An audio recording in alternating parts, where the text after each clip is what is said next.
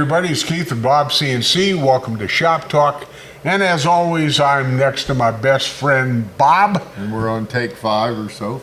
Yeah, something like that. We're just getting started. Yeah, we're good. And I'm with my best friend, Keith. Are you okay? I'm good. Do you want to be here? I do. You liar. Today I'm going to interview Mr. Wood and ask him some very technical Should have wore a tie. questions. Have I seen you with a tie? I don't think I even saw you with a tie in church, and I think you did that on purpose. Not church, a funeral or a wedding. Oh, I've never been to a funeral. Or a job interview.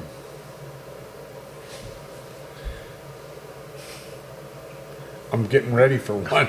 Are you? Except I can't think of any questions. Okay.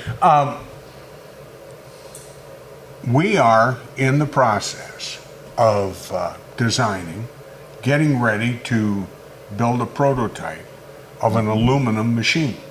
Yes, we are. It's a really complicated and a highly technical thing to have to do. Especially if you're not very bright. Thank you, Bob. Which is why you leave me out of this. No. Yeah, it is. Well, this is, we've been working on this for a while, to be fair, to be honest. And, Yeah, wow. And, sometimes you take a swing and a miss. Or sometimes you go sit down on the bench. Sometimes, yeah, you get 3 strikes and you're out, and you have to try again. So yeah, this has been a tough one for us.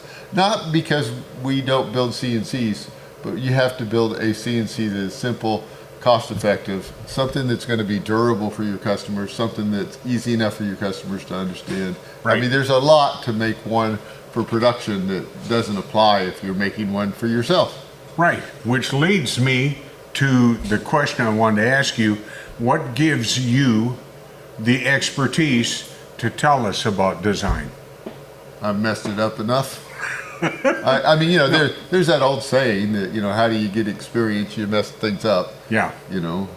I mean, You just can't- don't quit. Yeah, you just keep going. You at it and are try. stubborn. Well, I am stubborn, and I know how to do the math, which helps. Right. Right. So you put all of those together, and then I think there's people that have God-given talents to do things like this, and things that I can't do, that I don't have any God-given talents to do, that I'll never be able to do, no matter how much I really try. So with the way that you're created to be, plus the fact that you have experience, then you kind of become, Something of an expert? yeah, I don't know that I would say that, but Well, I've built a few machines in my time. In fact, well, anyway, maybe I'll get back to what I was going to say later, or the way my brain is functioning. Maybe not. Maybe not. Yeah, you never know. Okay. There are all kinds of different CNCs. Got notes and stuff? Yeah, I have to. Okay, 'cause- okay. Yeah. We make CNC routers, of course. Yep. You've put a CNC controller on a mill. Mm-hmm. Your favorite. Yep. Yeah. What was a It's a Bridgeport? Bridgeport Series 1. That was Yeah. heavy. And you miss that. I do, yeah. Right. I mean, when I bought it, I wanted to, get a picture of me hugging it. Yes. To send out as a Christmas card, but Pam wouldn't let me. I think she should have, Yeah, because she I know should, there yeah. almost tears. Yes, it was. I And- was emotional over that. You've got CNC lathes, and we've talked about messing around with one doing that. Yeah, I've always loved machines, so whenever you could put a CNC on it, and it was an engineering friend of mine that made the first one, is what made me fall in love with it. I think his was actually chain drive, like a bicycle chain, right?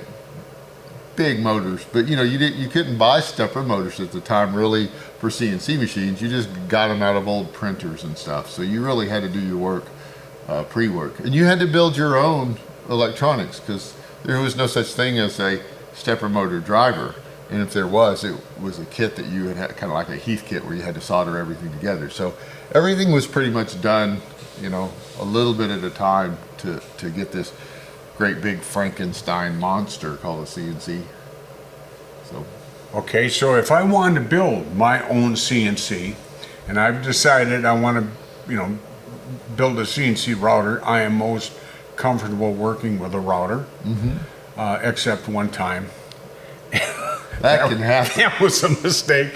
But in any case, what are the things that I need to be aware of? Now, we've mentioned that we are in the process of designing, and I think we are pretty close to having a prototype ready for testing. Yep.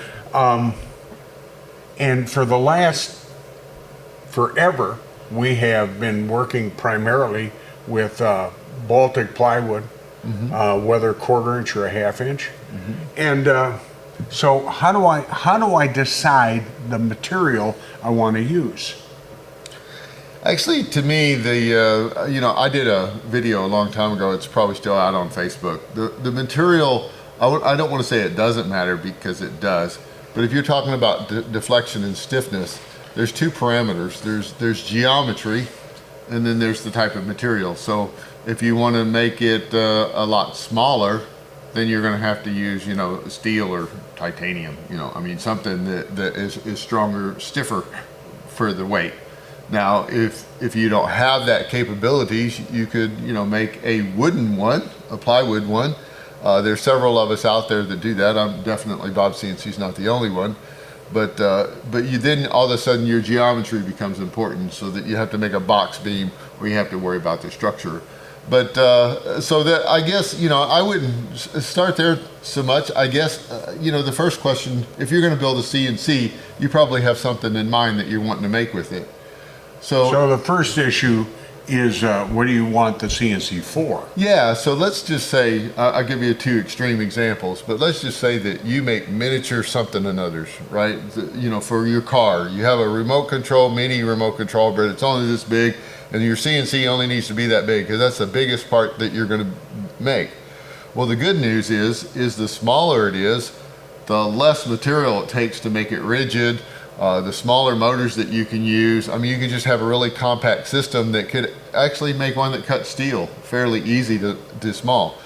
But now, if you're the other customer that needs the 4x8 and you're wanting to do those same steel projects, well, shoot, you're not even in the CNC router game anymore. Maybe you should talk a fiber laser or a plasma cutter, right? So there's just differences. So if you're talking that you want to make wood projects, you're actually going to need a CNC machine that's not as precise as if you're going to try to do some type of steel parts that you need for NASA.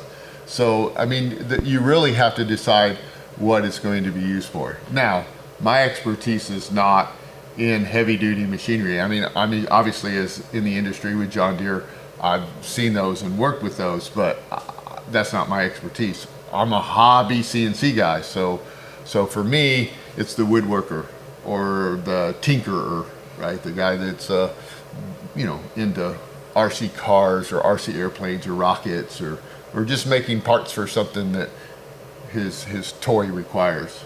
So Okay, but the word toy is a little deceiving. Yeah. When you're talking about things that are small, we're talking about anything from plaques. Yeah, I mean, Yeah. so there's a lot of folks that will make signs to take to shows, right? Or flags are super popular in the U.S. The We US just flag. had something posted on Facebook. Kristen showed me yesterday, and someone had done a tapestry of the 23rd Psalm. It was really cool. But one of our customers then had done some woodworking, made a really nice frame, but accented the frame with some really neat 3D model derived carvings. Oh, cool. And it's an absolutely gorgeous thing. Now you could do that by hand if you're a master carver. Yeah, but you still have to have be an artist if you're going to use a CNC machine, whether you have a machine or not. I mean, some people have the talent to see the art in their heads and be able to carve it, and then other people can't see the art in their head, nor can they carve it, right? And a CNC is probably not going to help you out there a lot. For me, I'm always amazed when I see that. So the bottom line for me is if you're talking about, I want to build my own CNC, you got to figure out what you're going to build it for, or what you're going to use it for, and then you're going to get parts for that type of thing. And there's some variants. I mean, you could use a Bridgeport mill to do CNC work, but it's 3,500 pounds and it's got a very small cutting area, and it would be just a waste to me, a Bridgeport CNC, because it could hold 10 thousandths of an inch, And for wood, when you run a router bit across the wood actually compresses and bounces back. So you can't even hold that kind of tolerances, you know, with wood, even if you had the Bridgeport. So there's just really no point in that kind of thing. So let's just say, for our discussion, if we're going to build our own CNC, let's say that it's going to be a woodworking machine for our woodworking customers. But I'll try to, I mean, some of the stuff is the same, right? But if you're wanting to do something to cut aluminum or those types of things, you're still going to be okay. You just maybe want to build it a little heavier. Well, one of the first machines you showed me, and you offered it to me, but at the time I was wise enough to say no, because I knew there was an awful lot I was going to have to learn, and I wasn't ready to dive into that. But since then, of course, you've made me do that, which is... It happens. Yeah, it does. Friends are friends. Yeah, that's what, thank you for being my friend. But it was made of MDF. Yep. Which would seem to me, not understanding the inherent structural strength of the material, to be pretty good for a CNC. Yeah, for its speeds and feeds, but you had to remember it was the linear drive system was 1/4-20 screws, so they weren't. I mean, they had homemade anti-backlash nuts, but I think its top speed was 20 inches per minute, and that was, you know, for a router that's way too slow for burning up bits. But what we did was take light passes, and you know, it made some pretty good parts for what it was. But I think, you know, you had a whole $100 into that, you know, with some junk parts here and there. So it wasn't designed to be a commercial machine. It was. Yeah, it was for you, and it was kind of experimental, and you were, trying to figure out how you wanted to design it, and how you wanted to improve the design, etc. But one of the things that you also have to be aware of, and you have to do research on, is the cost of, not just the cost of the materials you're going to use, but are you using stepper motors? Right. Or are you going to use servos? Yeah. When you have that rotary motion of that motor, how are you going to change that into linear motion? You have to do that research. Of course, you can always take someone's opinion and just jump into what they're doing. Well, there's some guys out there. I mean, Dave Gatton is pretty popular, a friend of ours, and he has plans that you can just buy, and he gives you some of the parts, but you get to build the rest. But he gives you all the plans. So he's done all the work for you, which is good, because if you're not interested in doing the pre-work, then your CNC is going to be more Frankenstein than if you do the pre-work. So, I mean, here's some things that can happen. You know, I got a good deal on those motors, so I buy them. Oh, I got a good deal on those aluminum extrusions, so I buy them. Okay, all I got to do is I got some metal plates. I'm going to torch them out, grind them down, put it together. And when you get it together, your motors aren't near big enough to drive it, right? So you just wasted that money on motors.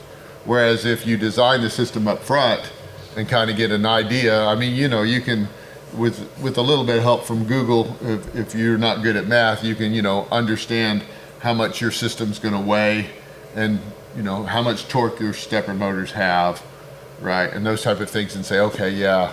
Or there's a saying a buddy of mine used to say, I don't know if it's his or not, but it's where I heard it: when in doubt, make it stout. So, you know, you may only need NEMA 23s, but go ahead and get NEMA 42s just in case, you know. But, you know, that works the same. If you put NEMA 42s on the Quantum series, that would be big, but it would have more power to just, you know, it would drive the gantry right off the machine, right? So it really just needs to be designed to match. So your stepper motors, or your servo motors, your power supply, your ball screws, or your, you know, belt drive, or however you decide, your linear rails, all need to match the system. You don't want huge of one and small of the other. It just doesn't work. Well, I do want to continue on, but this could get to be really long. Yeah. What I want to talk about next time has to do with the microcontrollers. We've mentioned the different motors. We can talk about what you ought to look for. Okay. Well, we can do a deep dive into each one of the sections. Right. And then, just kind of walk through, and maybe if you pieced them all together, if you were a little anemic on one, but you knew about the other, you could just grab the one. What you I wanna do. Sorry, No. I apologize. Walked right over your tongue. Sorry. Well, what I'd really like to do, I don't Okay. know if that's the right phrase. I'd love to hear from you and find out specific questions you'd like us to answer about these things. You're thinking of designing a CNC, or you're thinking of upgrading the machine you're using. Or maybe even you're thinking about purchasing perhaps one of ours, or perhaps a competitor. And without naming names, what is the benefit of this thing over another? That's what we'd like to help you work through. So anyway, until next time, guys, we'll see you.